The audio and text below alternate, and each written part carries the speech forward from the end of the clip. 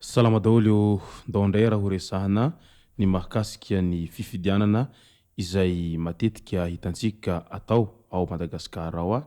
ary manao an'izany daholo moa ny firenena rehetra maneran-tany. Na fifidianana ben'ny tanàna izany na fifidianana solombavam-bahoaka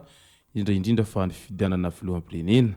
izay tena matetika misy olana raha ho an'ny Madagasikara manokana satria miteraka foana ny lonolony amin'ilay hoe halabato sy ny maro hafa. Eo ihany koa ny milaza fa misy manodikodina ny safidim-bahoaka ka izay no tena antony iray lehibe mahatonga an'ny firenena tafalatsaka ao anaty krizy sy adilahy politika lava tsy misy farany. Ka eo indrindra no tena mampametra-panontaniana amin'ilay manao hoe tokony atao ahoana ny anatanterahana an'izay fifidianana izay mba hialana amin'ilay hoe halabato sy ny savorovoro lava etseroa. Ka izay no fakafakaina amintsika atao anatin'ity video ity. Manasantsika rehetra anaraka an'ity video ity hatramin'ny farany. Asa dininy milike ny videontsika ary tsarovatra ny miabone amin'ny chaîne-tsika mba ahafahanareo manaraka tsy tahapaka ny video zay lefa ny amin'ny sisy tao tagasy toy izao ny fanaovana azy. Tsy ampendrely isika fa avetrany tonga de vavany ndao ary. Ny fifidianana dia andraikitra sy adidy iray lehibe izay ataon'olom-pirenena rehetra maneran-tany ary adidy moa izay satria ny adidy dia tsy an'olon-dratsy hoy ny fitenenana izay. Ary hita any amin'ny firenena matanjaka fa efa tsy mampiasa an'izany bulletin tokana izany intsony ireo rehetra mampiatra an'izay fifidianana izay fa ny amin'ny firenena mbola andalam-pandrosoana ihany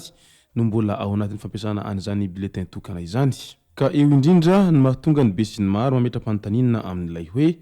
nahoana ireo firenena matanjaka no tsy mampiasa an'izany bulletin tokana izany intsony fa nahoana isika ao anatin'ny firenena mbola andalam-pandrosoana ihany na koa ao anatin'ny firenena mahantra ihany no minia mbola mampiasa an'izany bulletin tokana izany. Raha tany am-piandohana ireo firenena matanjaka ireo dia efa nampiasa an'izany bulletin tokana izany fa hitan'izy ireo fa tena tsy nahomby ny fampiasana an'izany bulletin tokana izany satria eo indrindra no tena miteraka savorovoro indraindray amin'ilay hoe halabato sy ny maro hafa.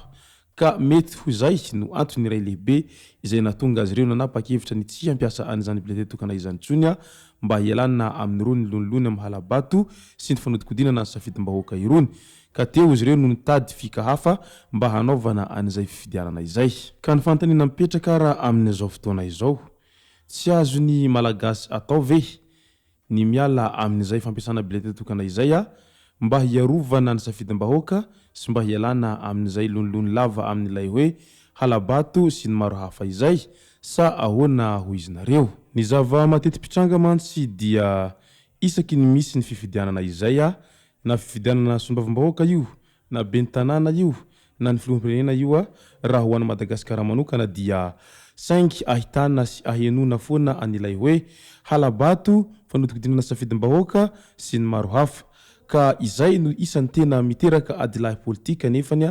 raha toa ka mbola izay foana no mitohitohy eo ka lasa misy krizy politika lava foana raha ho an'ny Madagasikara manokana na dia tokony efa hanana finiavana hampandroso aza ny mpitondra fa noho izay rafitra izay mbola mangozohozo izay dia lasa miteraka adilahy politika lava etseroa izay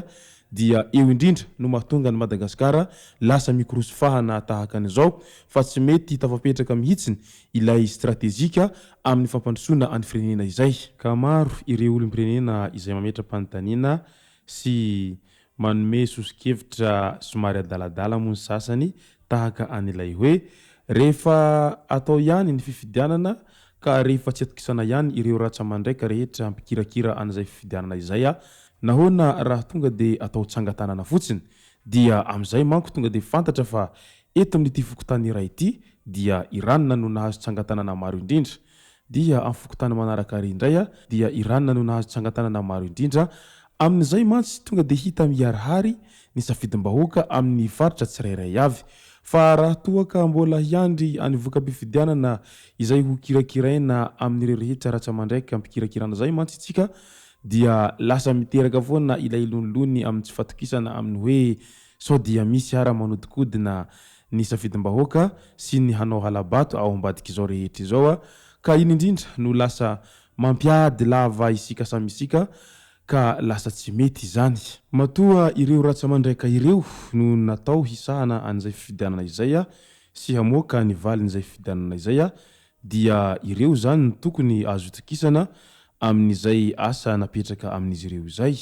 Fa ny mahagaga mantsy tato ato zay dia lasa mitebiteby na ireo kandida na ny vahoaka rehetra izay nifidy ireo kandida fa hoe sao dia mitsimbadimbadika indray a ny voka-pifidianana. Mety midika ve izany fa tena tsy matoky ireo ratsy amandraika ireo mihitsy zany ny malagasy rehetra sy ireo kandida rehetra izay nirotsaka tamin'izay fifidianana izay sa ahoana ho izy nareo. Voatsely isika dia nanatanteraka an'iny fifidianana solombavambahoaka iny a fa ny zavatra hita taorian'izay dia maro ireo adilahy sy ny lonilony amin'izao fotoana izao a ka tena mampanahy mafy amin'ny mety sy ny krizy politika hafa indray satria samy tsy manaiky ny andaniny sy ny ankilany na ny antoko natolotry ny fanjakana izany na ny antoko mpanositra ka samy miezaka milaza izay fisiny halabato zay avokoa ary samy miezaka ny tsy hanaiky an'izay voka-pifidianana izay mivoaka eo ka eo indrindra no mahatonga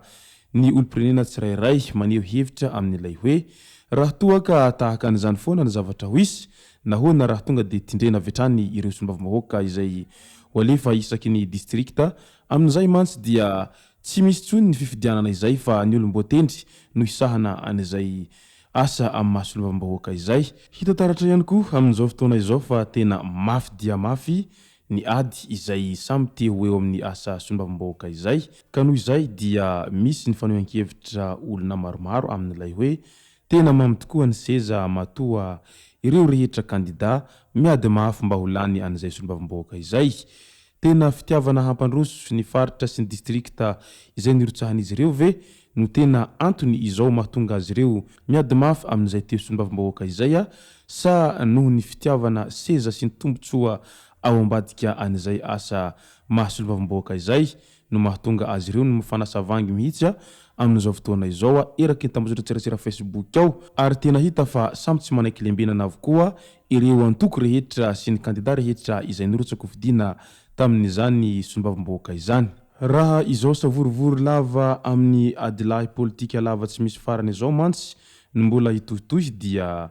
ataoko fa tsy ho hisy fanjakana tafapetraka ary ho mafiorina izany a raha ho an'i Madagasikara satria vao mandeha kely ny asa dia indro fa tonga indray ny ampesement sy ny fanonganam-panjakana ary ny maro hafa ka izay ny mahatonga ny fantaninana izay mipetraka amin'ilay hoe tena fitiavan-tanindrazana tokoa ve sa fitiavan-tseza no mahatonga an'ireo rehetra miazakazaka hirotsaka fidiana amin'izay fifidianana na ny ben'ny tanàna izany na ny solombavambahoaka izany na ny filoham-pirenena izany. Ka izay moa no masaka azona roso tao anatin'ity video ity tomboko lahy sy tomboko vavy misaotra antsika rehetra nanaraka an'ity video ity hatramin'ny farany. Asa tiany ny milaiky ny video antsika ary tsarova hatrany ny miabone amin'ny chaîne antsika mba ahafahanareo manaraka tsy tahapaka ny video zay lefa ny amsesy tao matavatagasy tomboko lahy sy tomboko vavy mangasitraka dia mirary soa.